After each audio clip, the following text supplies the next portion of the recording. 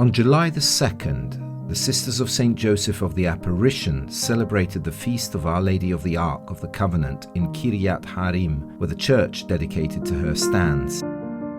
This hill, a few kilometers from Jerusalem, has an important story to tell.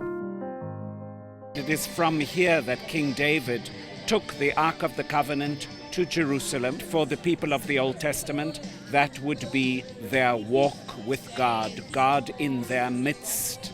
And that's where we come to the New Testament. Jesus is God with us and dwells inside Mary. And so, in a certain sense, we can see then that Mary is the Ark of the New Covenant. And we are all called to be arks of the covenant, temples of the living God.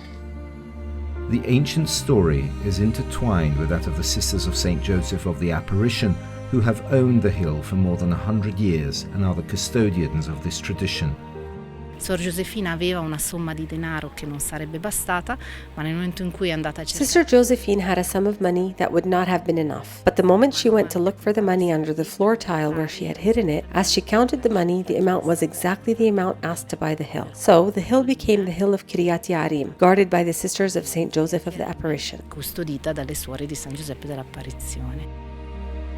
The July the 2nd day was kept simple, a marketplace of products from the various religious communities, a play area for the little ones, and a refreshment stand to deal with the heat. The day culminated in the procession with a recitation of the Rosary and Mass, presided over by Father David Neuhaus in the square in front of the church. The roof is at risk of collapse and the building is currently uninhabitable. For some time, the sisters have been raising funds to get the restoration started. The project is already ready, and the hope is to start the first phase in the coming weeks. Who knows? Maybe the extraordinary story that led to the order's purchase of this hill will be repeated.